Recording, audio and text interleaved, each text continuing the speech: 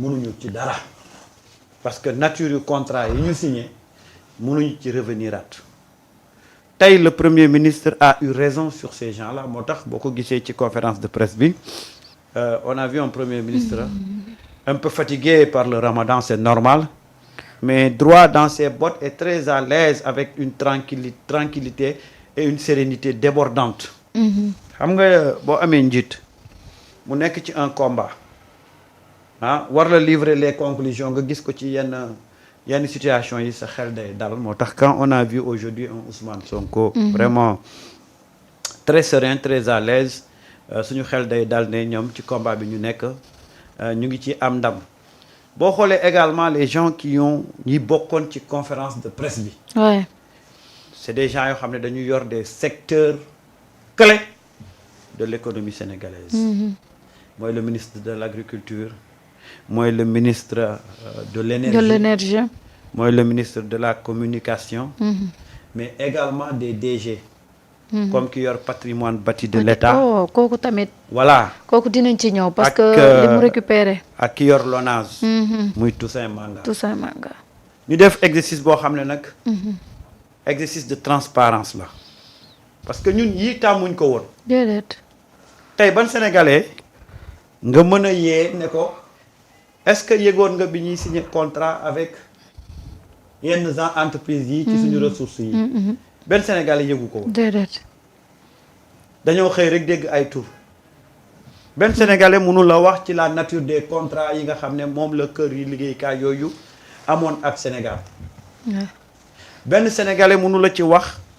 Sénégal ñaata la ci doon am kër yi liggéeyukaay yooyu ñaata lañ ci doon am c'était dans l'opacité totale dans le flou total kenn xamutoon tey bu ñu demee ba am un gouvernement boo xam ne dafay ñëw di la wax détail par détail contrat yi nga xam ne sociétés yi signé nañ ko ak état du Sénégal da ngay xam ne ñii la ñu doon wax ba ñuy nekk ci opposition bi muy transparence dans la gestion de la chose publique ñu ngi ci loolu c'est pourquoi une fois encore nous saluons exercice bi ñu def nii parce que wane nañ une fois encore que Sénégal ñoom ñoo war a xam ni ñuy jëfandikoo seeni ay gàncax tey wanaan nañu ko c'est pourquoi moi je trouve que exercice boo xam ne la war nañ ko di ko def régulièrement te état du Sénégal également depuis ba mu ca nekkee au-delà des conseils des ministres nga xam ne à chaque fois conseil des ministres bu amee ba pare porte-parole du gouvernement bi souvent day am entretien avec avec benn ci ministres yi wala mu def benn résumé ci li ñu dëxëñ ci conseil des ministres d'ailleurs cette communication là moo tax tey ba les Sénégalais di intéressé wu ci conseil des ministres Marieta sort fait un sondage nga laaj Sénégalais yi ndax mos nañoo am attention bi ci conseil des ministres yi fi doon am déedéet déedéet lan moo tax tey Sénégalais yi tey am di am une attention particulière ci conseil des ministres yi parce que dañ leen ci boole dañ leen ne war ngeen xam ni ñuy gérer seen réew te loolu moo tax nag sénégalais yëpp tey dañuy yàkkamti mercredi jot ba ñu suivre ce qui se passe en conseil des ministres et ça nag c'est une démarche de transparence tey une fois encore moom la suñu autorités yi def moom la Ousmane Sonko def avec son gouvernement mais def ko de façon pragmatique xam nga man la ma neex ci le gouvernement de Ousmane Sonko la gestion du temps c'est-à-dire que dañuy gérer temps bi de façon pragmatique et rationnelle ba pare avec une communication accessible à tous les Sénégalais parce que ñun dañu jàppoon dañu ne woon quand il s'agit de certains domaines Sénégalais jaruñu koy xam parce que c'est technique lañ la doon wax non c'est très technique quoi mais tey le gouvernement de Ousmane Sonko nous a montré que fii dara technique ku fi ça dépend rek ci kàllaama bi ngay utiliser ak li nga bëgg ci communication bi ngay def soo bëggee sénégalais xam danañ xam soo bëggul sénégalais xam nag duñ xam parce que ñun on nous a toujours mis à l'écart de la gestion de certaines choses pour ñun affaire yi mine affaire yi pétrole. dafa am benn élite boo xam ne ñoom ñoo ko war a xam. ñoo koy xam. mais le citoyen de Gandiaye le paysan de Dia wala le paysan de Kër Mandoumbe de Kër Mandoumbe moom daal warul xam loolu parce que c'est trop technique. c'est trop technique. fii lan moo fi technique. dara. xoolal niñ ko expliquer décortiquer ko ba pare boole ko ak ay schéma mooy wane ni ñii dañoo am une volonté de transparence moo tax nag seen communication man dama koy remercier parce que lu technique lu mu technique bu ñu toogee ba janoog askan wi bu ñu waxee la technique woon da ngay gis ne en fait dañ ñu bëggoon tuur lëndëm rek waaye fii dara technique ko fi amaneta déedéet amul. waaye dañ ñu écarté woon ci domaine yooyu pour ñun domaine yooyu ñun waruñ koo xam buñ ne pétrole ñun dañuy jàpp ne daal kii liggéey ci pétrole wala ka dëkk ca Texas moom moo war a xam affaire yi pétrole yi. loolu lañ yàpp. waaw mais xoolal tey liñ ñu expliquer Marieta kan moo xamoon le patrimoine bâti de l'État. kenn bàyyiwu ci xel. ah. kenn lijjantiwu ko sax. kenn lijjanti ko woon. mais léegi xoolal. parce que dañuy jox ay information yoo xam ne dafay accessible ba nga xam ne ñun daf ñuy intéressé parce que nit ki nag li koy intéressé mooy li mu xam mais li mu xamul mënu ko intéressé et depuis qu'ils ont décidé de ñu xamal ñu mais les Sénégalais dañoo intéressé wu ci domaine yi. et je pense que laata ñuy dugg si ci biir conférence bi mais rien que le format et les communications leer na ci bopp Sénégal yi te format bi nekk na format boo xam ne format bu rationnel la bu pragmatique la et en un temps record parcourir nañ li ñu def yépp et expliquer ko de façon très simple loolu nag la c'est la marque de fabrique de Ousmane Sonko. Waaw. alors Seydina Alioune sa jàngatee tam par rapport ak li nga xamante ni xew na tey jii ci forme bi lu ñu mën a jàngatee ci janoo bi nga xam ni Sonko ak son gouvernement janoo nañ ko ak kay génn na forme bi ba xaw naa dugg ci fond bi. xaw naa dugg kay.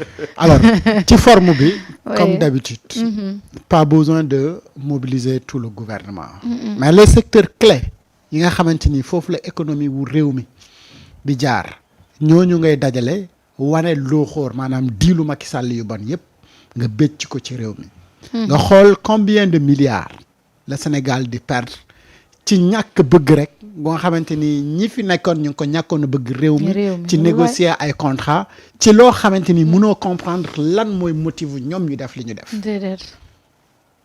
nga gis Ousmane ñëw dajale parce que c'est une chose bu nga xamante ni yàgg na ko annoncé depuis mu demoon Guinguinéo wax na la du yàgg dara dinaa def benn point de presse wax leen li ñu gis ci contrat yi ñu fi fekk mais ci defin bi mu ànd ci ak ñi nga xamante ni ñoom le secteur contrat yu bon yooyu noonu concerné parce que bu fekkee ni dëkk bu mel ni Sénégal da nga am say ressources yu bëri 37 ressources naturelles yoo xamante ni amul benn bu nga xamante ni mën nga ko jëriñoo lu waral loolu des contrats yu nga xamante ni dañu ko signé ci anam bu doy waar benn waaye laa doon waxtaanal mu ne ma est-ce que xam nga ci contrat yi am na yu nga xamante ni day dem ba 2060 te yooyu contrat ñu ngi daté woon depuis 1960 ba léegi loolu moom mooy lan maanaam Sénégal daal gars yi dañ ko séddoo woon depuis 1960 pour di ko paccoo 100 ans ci kanam subhanallah mais ne ku leen wax dañ fiy toog ba boobu non mais c'est parce que ñoom seen entreprise yi durée de vie wu entreprise yi comme ouais. durée de vie entreprise yooyu 100 ans la donc contrat bi yëpp day dem pour durée de vie wu entreprise bi yëpp mu ne ma façon bi gars yi libalee les contrats da nga koy toog di xool da ngay jooy et je discutais avec un député qui me disait cela ne ma xoolal lii yëpp ci ay contrats yoo xamante ni Sénégal c'est-à-dire li mu am yëpp ci meññeef ak li mu am yëpp ci suusolam benn amulul ko si njëriñ ndax contrat yi jaay nañ ko tubaab yi ci yenn saa yi si wut seen benn appartement ci benn pause boo xamante ni yow sa patriotisme nag da nga koy jaay ma tax tey boo gisee un patriote ku mel ni Ousmane Sonko ñëw ak son gouvernement mais bu mu ñëwee le problème du Sénégal ngay njëkk a cerner ba pare xam Sénégal gii ak li ñu am ni yëpp lan moo ñu très avancé après nga gis ne li la très avancé du lenn lu dul ñi fi nekkoon jaay Sénégal ba pare dem tëddi fële waa Sénégal gi nga xam ne ñun ñoo ko moom te ñu am pouvoir tey récupérer li ñu joxe mais nan la ñuy def pour récupérer ko mooy renégociation bi par force dafay am yenn contrat yi nga xamante ni moom comme ni mu ko waxee dañu koy dakkal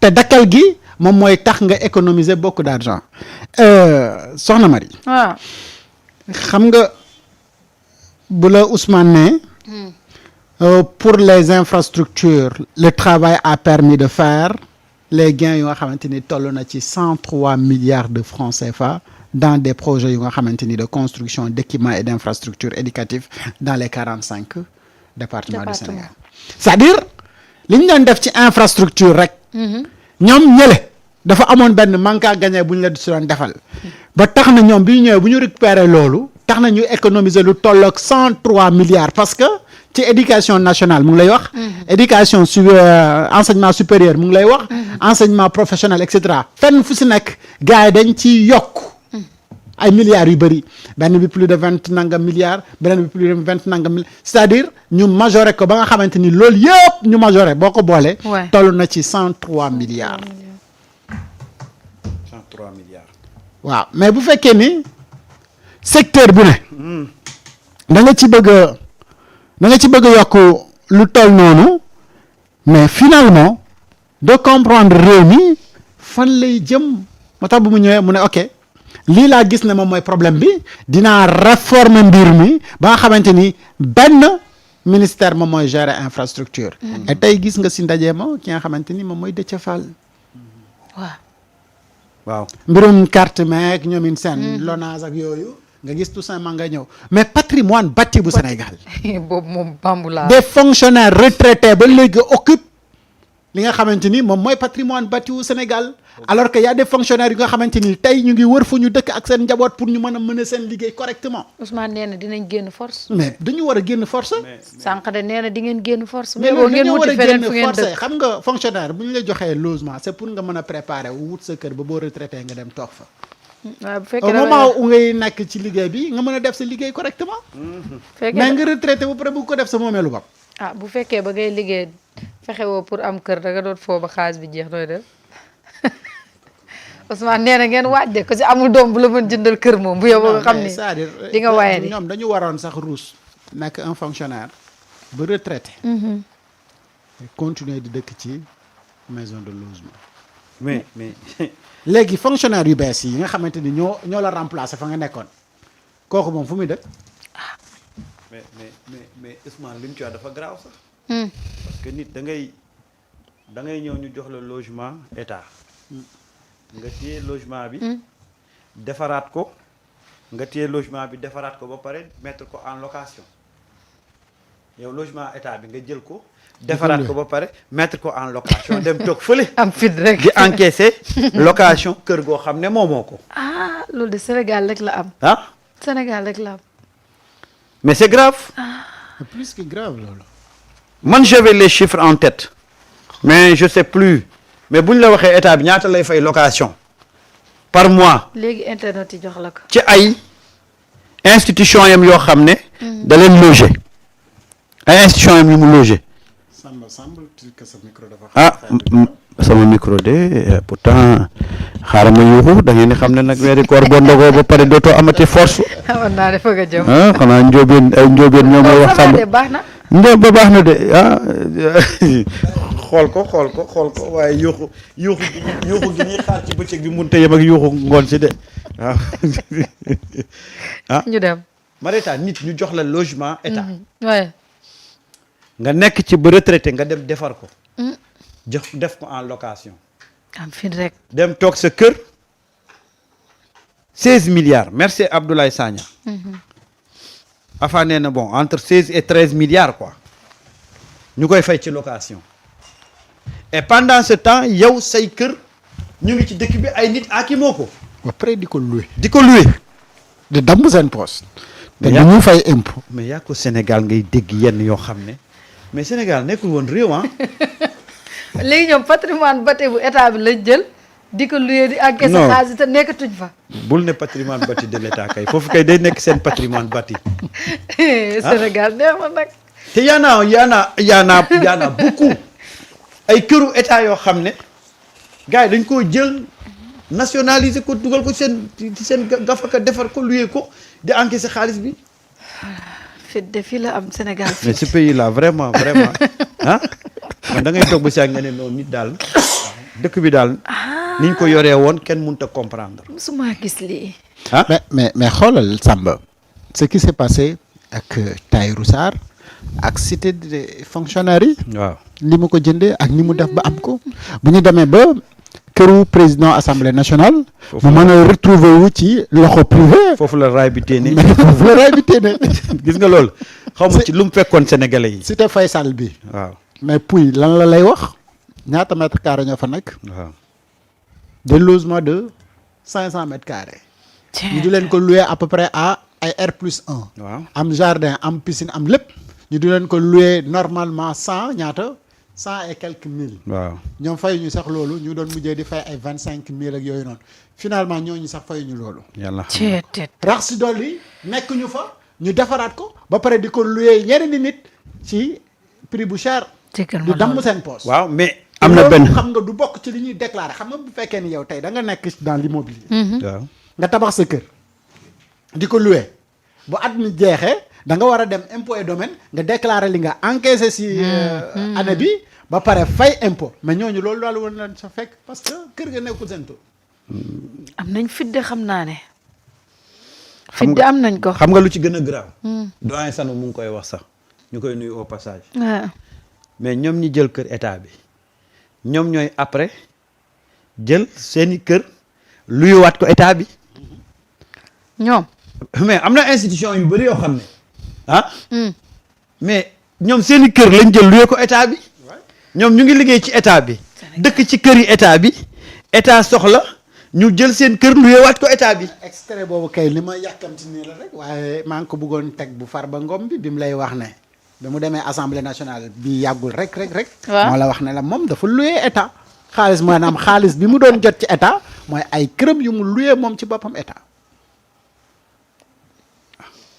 waaw léegi état am ay patrimoine am ñu koy loué. waaw donc dañ koy jël dëkk ci. ñoom ñoo koy jël. waaw loolu laa dama ne. bu fekkoon lu normal am na état bi li mu am ci ay patrimoine soxla wutoon muy loué léegi ñoom ñu jël kër yi dëkk ci wala sax ñoom loué ko ñeneen après am seeni këru bopp loué ko état. waaw loolu mooy je gagne doublement. lii de moo fi am. dëkk bi neexoon na nag de. te gis nga nag ñiy wax yëpp lii moo leen métti ndax état bu bees bi daa ñëw pour récupérer loolu. boo gisee ñu mere Ousmane Sonko lii lañ ko meree di parce que yii c'était des arrangements yoo xam ne doon jàll régime bu ñëw rek xam nga daal di xool bàyyi ñoom ñu continuer ci loolu. ma ne taa da ngay xool régime bu fi ñëw. presque mandat bi mu fiy def dafay jënd ay oto. waaw lan moo tax bu demee oto yi doo ci gis benn. parce que dañ koy séddoo seen biir. jeex na état bi mu ñëwee mais récupéré na ay oto yu bëri ay nit commencé di victimiser wu. yow loo moomut yow loo xam ne moomoo ko yow moomoo ko. normalement. biñ la koy jox it waxuñ la pour nga nationaliser ko. déedéet parce que dañ la yëkkati oto bi jox la ko na lii oto de service la. mais saa suñu jëlee mu nekk ay AD ba campagne di waaj jot. dinañu fexe ba lépp ñu def ko ay DK miite ko te dinañu fexe daal ba lijjanti ko. am fit. am ko léegi état boobu bu ñëwaatee dafay nekk dans l'obligation de chercher encore des véhicules pour ñi nga xamante ni daf leen di. liggéeyal mais loolu ñu war ci dëkk ba kañ. et ce pays là kañ lay avancer bu fekkee ne ci éternel recommencement la ñu nekk tout le temps. ndeysaan. donc il fallait aujourd'hui Ousmane Sonko bi mu defee diagnostic bi ba pare. wan la lii moom mooy le problème du Sénégal. et problème boobu pour ñu régler ko il faut ñu am ci fulla ak fayda. kese fulla ak fayda ji mooy contrat mal négocié ñu renégocier waat ko li nga xamante ni dañ ko war a dakkal ci faaxatan moom dañ koy dakkal. yooyu moom kenn dootul ko wéy ñu jëlaat li nga xam ne mooy actif bu Sénégal moom mais c'est-à-dire actif bu Sénégal moo nekkul woon ci loxol Sénégal. Sénégal lépp lu fi baax lu war a tax Sénégal am xaalis ci ay loxoy privé ci ay loxoy tubaab la nekk ñu di ko exploiter comme ñoom ni mu leen bëggee ni ñu ko bëggee. Ousmane nee ba waxee ñu ne la Sénégal. mais xoolal balaa ñuy jóge ci. Ousmane nee na foofu la Ousmane nee na aux retraités qui refusent de quitter les logements qui leur étaient attribués, ces logements seront récupérés car ils appartiennent au peuple sénégalais. Mais absolument. kon nag waaj leen nee na dina leen génnee. ngeen wuti fu ngeen dëkk parce que nag nekkatu leen ay fonctionnaires occupé suñu mais le directeur appartement. du xam naa ne tey moom ci xuntu la ñuy nekk. waaw xam directeur aywa sa xumtukaay. mais directeur patrimoine bâti de l'État nee na am na benn immeuble bu ñu récupéré waaw. ba defaraat ko ba dugal fa benn institution de l'État nee na foofu di ñoon fay 600 millions par mois ay way sam. léegi 0 franc la ñuy fay ah yow Sénégal bëri na xaalis de trop. xam nga boo demee côté RTS bu njëkk ba xam nga ko ala. waaw côté Sorano côté waaw. waaw ma léegi état major lañ ko def. mais xoolal bâtiment boobu. pendant des années gars yi dañ ko bàyyi mu délabré noonu.